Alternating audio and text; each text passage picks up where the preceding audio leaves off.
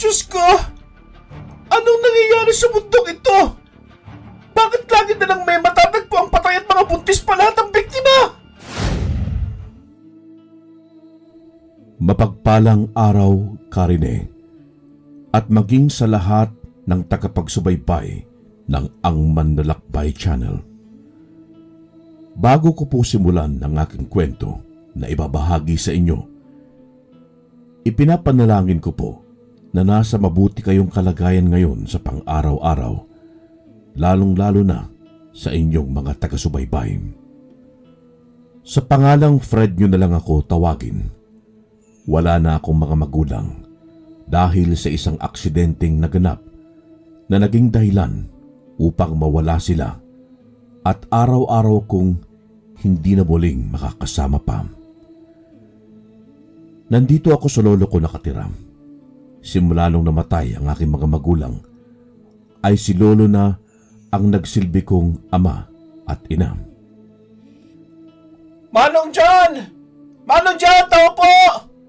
May tao pa dito! Rinig kong tawag ng isang babae habang kumakatok ito sa maliit naming pintuan. Lo! May naghahanap po sa iyo! Sigaw kong tawag kay lolo dahil nasa kusina ito habang naghahanda ng aming kakainin. John nga pala ang pangalan ng aking lolo. 53 anyos, habang ako naman ay 22 anyos, wala pa ring asawa at pamilya. Hanggang elementarya lang ang naabot ng aking pag-aaral dahil wala kaming sapat na perang pambayad sa eskwela. Kaya huminto na ako sa pag-aaral at tumulong na lang kay lolo. Bago ko pa narinig ang naging sagot ni lolo, ay nagtungo ako sa pintuan upang tingnan kung sino yun. Sino po kayo? Tanong ko at dumating naman si lolo upang tingnan rin kung sino ang naghahanap sa kanya. Ako po si Linda. Nandito po ko ngayon dahil nabalitaan ko pong magaling kayong manggagamot. Ano ba ang maaari naming may tutulong? Ang anak ko kasi laging nagsusuka at hindi na kumakain. Pumapayat na rin siya at minsan naririnig ko pong nagsasalita na lang itong mag-isa na tila ba may kausap. Kinilabutan ako sa sinabi ni Linda at parang ang balahibo ko ay tumayo. Ay, naku po. Parang may hindi yata magandang nangyayari sa anak nyo.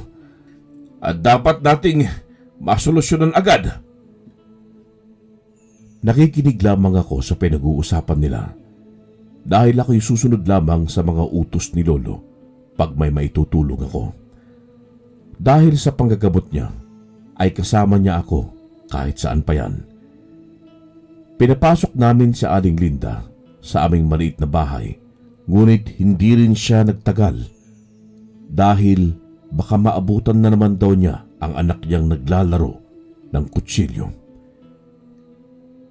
Binigyan niya lamang kami ng address niya kung saan maaari namin siyang puntahan. Kumain na muna kami ni lolo at pagkatapos ay nagtungo pa siya sa kwarto at may daladalang kahon paglabas. Halika na, Fred. Pupunta tayo dun sa bahay ni Aling Linda. Agad akong sumunod kay lolo. Maglalakad lang kami papunta roon sa kabilang baryo kung saan naninirahan si Aling Linda dahil ilang kilometro lamang ang lalakarin. Habang naglalakad kami papunta sa bahay ni Aling Linda, ay napatanong ako kay lolo kung ano ang nasa loob ng dinadala niyang kahon. Agad naman siyang ngumiti at sumagot. Ang laman ng kahon na ito ay iho, mga gamot. Ano pong klaseng gamot yan, lolo? Sasagutin na sana ako ni lolo, ngunit nakaagaw ng atensyon namin ang ingay ng mga tao sa paligid na para bang nagbubulungan. Bitawan niyo ako!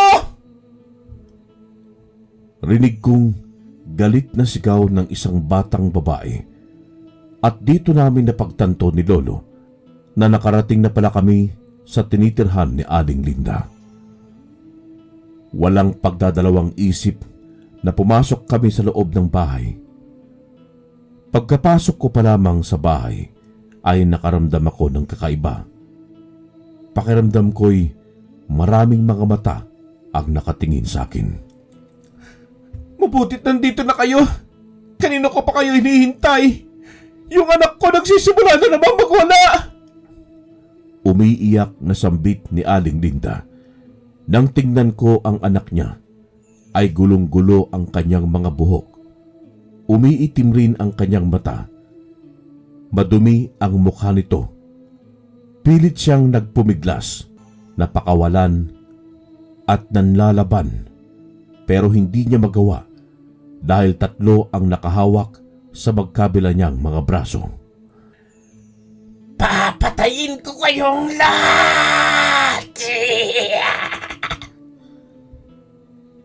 Sigaw ng batang babae at halos ang boses niya ay naging 2 at nakakatakot. Tumawa ito na parang demonyo at may mga dugong lumabas sa bibig. Hawakan niyo siya ng mabuti! Inilagay muna ni Lolo ang hawak niyang kahon sa lamesa at may kinuha sa bag. Isang krus at bote na may lamang agwa bendita. Itinapat niya sa noo ng batang babae at may dinasal si Lolo na hindi ko maintindihan dahil parang Latin ang ginamit niyang lengguwahe.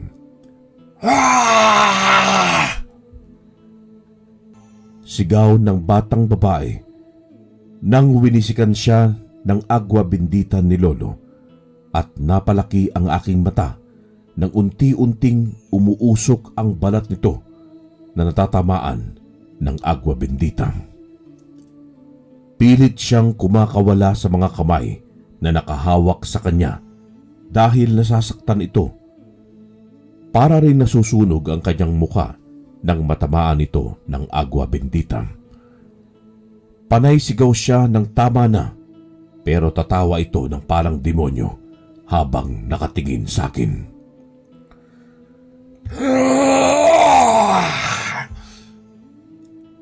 Sigaw pa niya at nakawala sa pagkakahawak ng mga lalaki at mabilis na tumakbo sa akin at sinakal niya ako.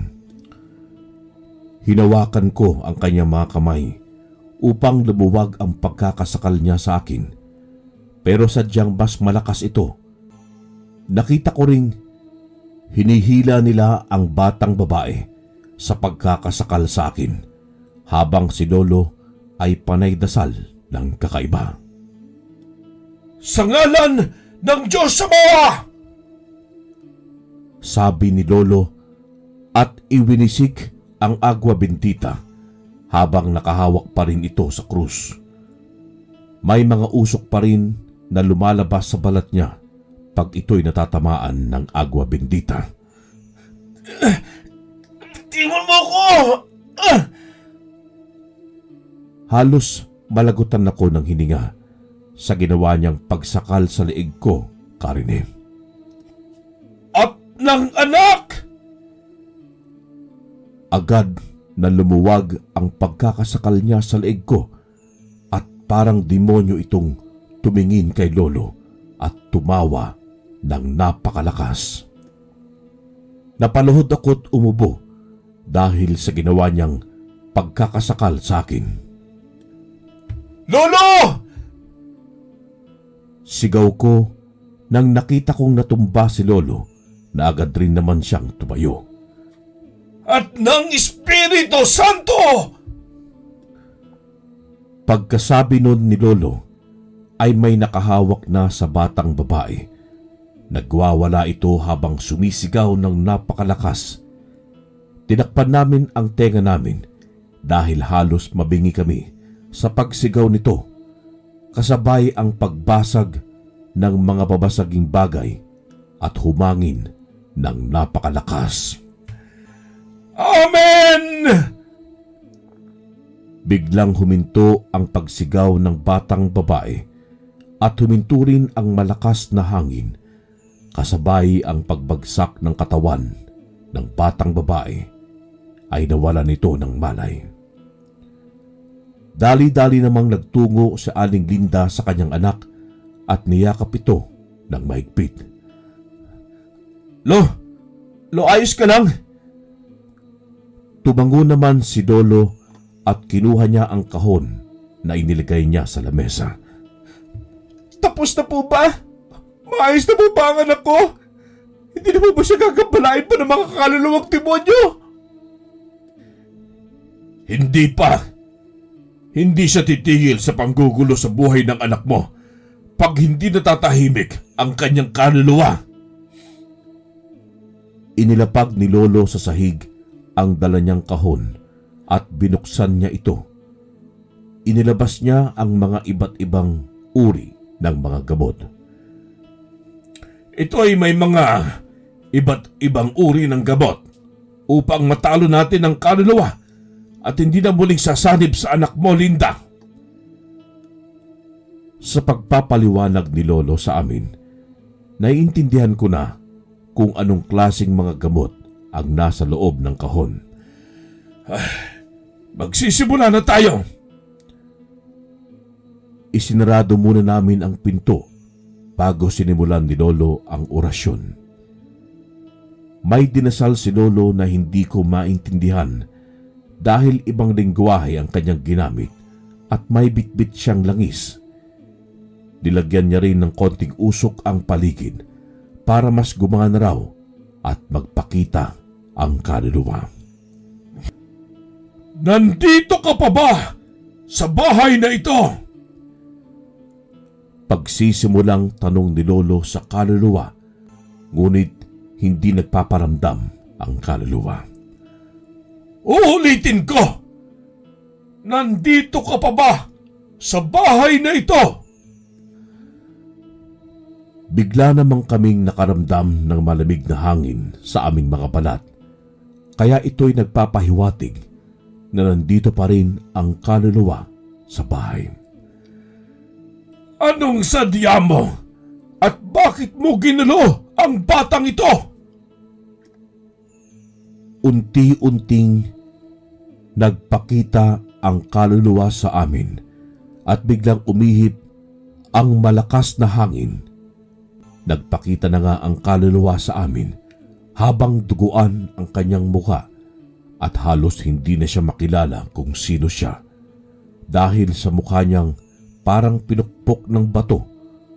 Pati suot niyang damit ay may mga bahid rin ng dugo. At hindi naman inaasahan na magsasalita nga ito, Karine. Paghihiganti!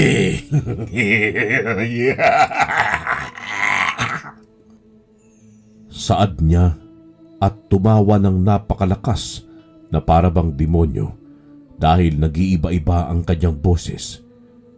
Ang mga mata rin niya ay naging kulay itim at bumilog ito. Nakakakilabot at nakakatakot ang itsura niya. Simula nung bata ako, hindi ako naka-encounter ng mga kaluluwa na nakakatakot. Para saan ang paghihiganti mo? At anong koneksyon dyan sa bata? Pasigaw na tanong ni Lolo John sa kaluluwa. Kaya ang kaluluwa ay tumingin sa amin na parang papatayin niya kami. Kabilang rin ang nakakakita sa kaluluwang ito dahil kami ang nanggambala sa kanya.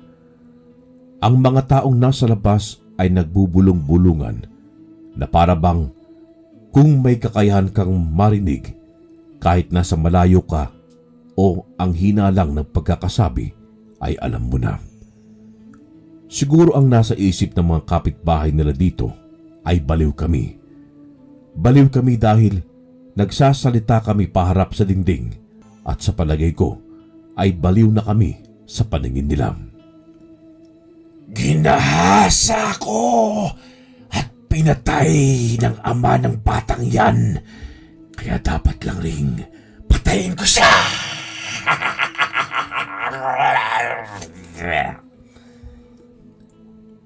Malakas na sigaw ng kaluluwa at unti-unting nagsiliparan ang kutsilyo papunta sa bata. Pero imbis na ang bata ang matamaan ng kutsilyo, Karine, humarang si Aling Linda. Kasabay ng pagbagsak niya ay kasabay rin ang pagkawala ng kaluluwa. Pero bago pa maglaho ang kaluluwa, ay sumigaw pa siya ng, "Hindi!" At huminto rin ang malakas na hangin. Anong nangyari? Nay! Nay! Anong nangyari sa'yo? Nay! Yan ang sabi ng bata nang magising siya habang umiiyak. Pero huli na ang lahat dahil namatay na si Aling Linda. At sa palagay ko ay maayos na ang lahat at hindi na muling babalik pa ang kaluluwa. Pero may isang buhay ang namaalam. Lumipas ang mga araw na tahimik ang buhay namin ni Lolo sa baryo namin. At minsan ay may mga pupunta rito sa bahay o di kaya'y kami ang pupunta sa kanila upang gamutin. Kinikilala kami ni Lolo bilang magaling na manggagamot dito sa baryo Santan. Hanggang sa isang araw, may hindi kami inaasahan na mangyayari at naging sunod-sunod ang pangyayaring yun. Hoy! Makinig kayo! Alam nyo ba nangyari? May buntis na naman ng natagpo ang patay at wala na itong lamang loob! Saad ng kapitbahay namin at halatang takot na takot sa nabalitaan.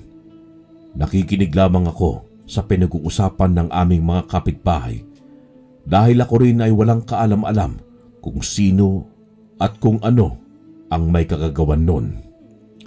Diyos ko! Anong nangyayari sa mundong ito?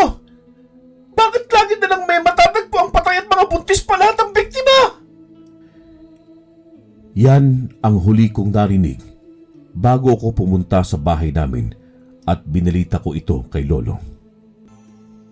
Hindi kaya mga lobo ang may kakagawan nun? Grabe naman kung lobo. Wala silang awa. Pinapatay nila ang mga walang kasalanan at inosente. Rinig naming sabi sa kausap ni Lucinda. Hanggang sa isang gabi, mahimbing ang aming pagtulog at tahimik na rin ang buong baryo. Nagising ako nang may narinig akong kaluskos at parang may malalakas na hampas na mukhang malaking pakpak dahil sa tunog nito na galing sa bubong ng aming kapitbahay. Palihim akong sumilip sa maliit na butas at hinanap kung saan yun nanggaling. Nabigla na lang ako at kinilabutan nang nakita ko ang isang taong lumilipad pero wala itong kalahating katawan pang ibaba. Matulis ang kuko, mahabang dila, mahabang pakpak na gaya ng pakpak ng manok pero ang laki nito at may matutulis ang kanyang pakpak sa bawat gilid nito. Anong klaseng uri ang nilalang na yan? Tanong ko sa aking sarili at ginising si Lolo ng dahan-dahan at saktong nagising siya. Bakit gising ka pa, Apo? Sinenyasan ko siya na wag masyadong lakasan ang boses at pinasilip sa butas upang makita niya ang aking nasaksihan.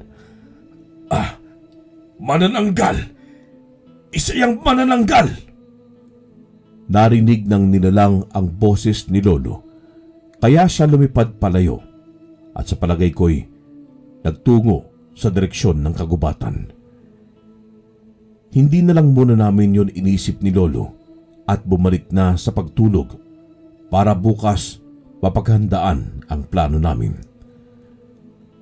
Sa buong buhay ko, Karine, ngayon lang talaga ako nakakita ng ganong klaseng nilalang at manananggal pa. Kinabukasan ay kalat na kalat sa buong baryo namin na may manananggal raw ang nagpunta kagabi. Paano nila nalaman? Hindi pa nga namin sinabi na may nakita kaming manananggal pero kalat na ang balita.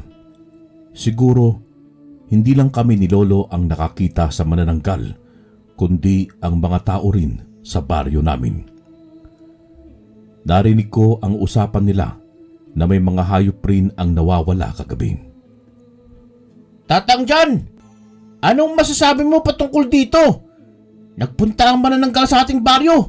Buntis kasi ang anak ni Maring Lucinda. Kaya siguro napadpad ang manananggal dito. Mahabang salaysay ni Chan Chan at doon ko napagtanto na kaya pala nasa ibabaw ng bubong ang manananggal kasi buntis pala ang anak ni Aling Lucinda. Nakita ko naman ang takot sa mga mata ng anak ni Maring Lucinda nang marinig niya ang balita. Napahawak siya ng kanyang tiyan at yumakap sa kanyang ina. Nako! Kaya dapat kayo mag-iingat ha. Huwag kayong maghating gabing tumambay sa labas ng gabi. Saad niya sa mga taong nagkukumpulan dahil sa nabalitaan nila. Ang totoo niyan, nakita namin ni Lolo ang manananggal kagabi. Pero biglang lumipad nang narinig niyang nagsalita si Lolo. Natahimik ang mga tao at parang hindi makapaniwala at mas lalo kaming natahimik nang biglang sumulpot si Aling Maring habang nakakatakot ang kanyang mga tingin sa akin. Si Aling Maring ay hindi talaga siya prominenteng taga dito sa baryo namin. Lumipat siya dito mahigit 1 taon na ang nakalipas. Ang sabi pa nga niya sa amin, lumipat siya rito sa kadahilan ng iniwan siya ng kanyang asawa dahil may hindi raw nagustuhan sa kanya ang kanyang asawa. Nais pa nga naming magtanong tungkol sa buhay niya pero nagmamadaling nagpaalam na siya sa amin dahil may gagawin pa raw siya sa kanyang bahay. Napalunok ako ng laway, Karine, dahil hindi ko yun ininda at nagpatuloy sa pagsasalita. Nakita ko yung manananggal na nagtungo sa kagubatan. Kaya malakas ang loob kong nandito lang siya nakatirang malapit sa baryo natin o dito mismo sa baryo natin. Nang dahil sa sinabi ko, nagbulungan na naman ang mga tao at nagkatinginan sa isa't isa. Kilala naman namin ang mga taong naninirahan dito sa baryo kaya wala talagang mapaghihinalaan. Pinagplanuhan namin ni Lolo kasama ang mga tao dito sa baryo ang aming mga gagawin kung babalik yung manananggal at para na rin handa kami. Nang dumating ang gabi, may kanya-kanya kaming pinagtataguan upang makita namin ang manananggal at para madali ring mahuli. Alam na kasi namin kung saan ito mambibiktima dahil may buntis sa baryo namin. Pero maghating gabi na lang ay walang manananggal ang nagpapakita o pumunta sa baryo. Kaya ako'y nagtaka, Karine. Hindi kaya alam ng manananggal na kami ay mayroong pinaplano kaya hindi siya nagpunta rito sa baryo namin para mangbiktima ng mga buntis. Nag-umaga na lang, Karine, pero wala pa ring manananggal ang dumating. Kaya napagdesisyonan na lang naming pumasok sa kanya-kanya naming bahay. Masasayang lang kasi ang oras namin pag naghintay pa kami sa manananggal na hindi dumating. Alam naman nating masusunog sila kapag nag-umaga na at gabi lang rin naman sila lumalabas. Ay, nakapagtataka. Bakit hindi kaya dumating rito ang manananggal? Nagtatakang bulong ni Lolo na sakto lang na marinig ko. Kumain na muna kami ni Lolo ng pang-umagahan at pagkatapos namin kumain ay nagpahinga muna kami at hindi namin namalayan na nakatulog nga kami, Karine, dahil wala na rin kaming tulog ng gabing yun. Nagising na lamang ako at gabi na, Karine. Hindi ko na ginising si Lolo dahil alam kong kulang pa siya ng tulog nang biglang nakarinig ako ng isang malakas na tunog na nanggaling sa bubong na para bang may nauhulog na naging dahilan upang magising si Lolo. Ano yun? Takang tanong ni Lolo at kinuskus pa niya ang kanyang mga mata bago idinilat. Hindi ko alam, Lo. Baka may nang bato lang. Manananggal! Manananggal! Manananggal! Rinig naming mga sigawan ng mga tao na nasa labas. Kaya walang pagdadalawang isip na lumabas kami ni Lolo. Pero bago kami lumabas, dali-dali munang kinuha ni Lolo ang kanyang itak at dala-dala rin niya ang tigalpo upang ito'y magsilbing proteksyon at hindi basta-basta makakalapit ang mga nilalang. Pagkalabas namin ay tama nga na may manananggal. Palipad-lipad ito at halatang galit na galit dahil may lubid ang nakagapos sa kanyang liig habang pilit siyang kumakawala at tinatanggal ang lubid na nakagapos sa kanyang liig. Pinagtulungan ng mga taga-baryo na hawakan ng mabuti ang lubid upang hindi ito madaling matanggal ng manananggal. Sigaw siya ng sigaw at may sinabi siyang hindi namin maintindihan. Ang balak sana ng mga taga-baryo ay habang nakatali pa siya, paabutin ng madaling araw upang masunog siya at makilala namin kung sino siya at ano ang tunay niyang pagkatao dahil malapit na rin namang sumikat ang araw. Pero sadyang malakas siya dahil sa kanyang pakpak na parang halos sinampal kami ng malakas na hangin dahilan upang mabitawan ng mga taga-baryo ang lubid at naging dahilan rin upang makawala siya at lumipad. Agad na nagresponde si Lolo John at hinagis ang dala niyang itak sa manananggal upang ito'y tumama sa manananggal. Hindi nga kami bigo dahil tumama ito sa braso ng manananggal at ang dugo niyang nagsipatakan. Lumipad ito patungo sa kagubatan na kaagad naming sinundan, Karine. Hanapin nyo! Hindi pa yun nakakalayo! Dahil may tama yun sa balikat! Malapit na sumikat ng araw! Baka pati ang kalahati niyang katawan, dapat nating mahanap bago pa siya makabalik sa kanyang kalahating katawan! Sigaw ni Chan Chan. Pati ako ay sumali rin sa paghahanap ng manananggal na yon kung saang sulok siya nagtatago. Ay, nandito lang yon. Sigurado akong hindi pa yon nakakalayo. Pero sumapit na lang ang umaga ay walang nakakita o nakahanap sa manananggal. Pero hindi kami nawalan ng pag-asa. Napaisip ako kung saan kaya nagtago ang manananggal. Paniguradong dito lang siya nakatira sa baryo namin dahil dito siya sa kagubatan nagtungo. Kagaya kahapon ay bumalik kami sa aming mga bahay upang magpahinga. May nagpatuloy sa paghahanap, may nagpapahinga rin. Hindi na muna ako pumasok sa loob ng bahay. Bagkus, umupo ako dito sa labas upang lumanghap ng sariwang hangin. At sa hindi ko inaasahan, nakita ng dalawa kong mata si Aling Maring kakalabas ng kagubatan na parang takot na takot at pinagpapawisan. Palinga-linga sa paligid upang masigurado niyang kung may nakatingin ba sa kanya o wala. Nang mapagtanto kong tumingin siya sa direksyon ko, ay agad akong umiwas para hindi niya mahalata na nakita ko siya. Maraming tanong ang nabuo sa aking isipan. Ano ang ginagawa niya sa kagubatan? Nang tuluyan siyang makalabas sa kagubatan, ay napansin kong hawak-hawak niya ang kanyang braso. Anong nangyari kay Aling Maring? At dito pumasok sa isip ko, Karine, ang paghagis ng itak ni Lolo sa manananggal na naging dahilan upang masugatan ng braso ang manananggal.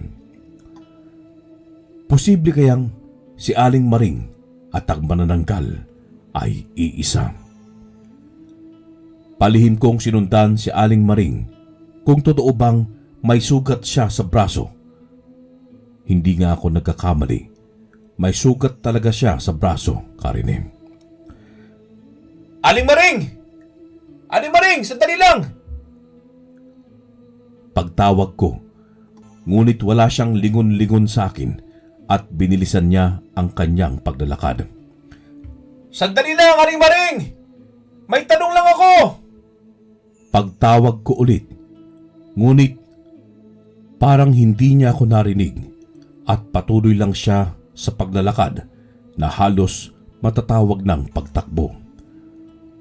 Umaagos rin ang dugo sa kanyang balikat, kaya agaw atensyon ito ng lahat. At Aling Maring! Hindi ko na natapos ang nais kong sasabihin nang bigla niya akong pagsaraduhan ng pinto. Nakarating na pala kami sa bahay niya. Anong nangyayari dito, Fred? Bakit mo hinahabol si Maring? Pagtatanong sa akin ni Aling Linda na mukhang galing sa tindahan dahil may bitbit itong mga itlog. Wala po, Aling Linda. May tatanong lang sana ako kaso...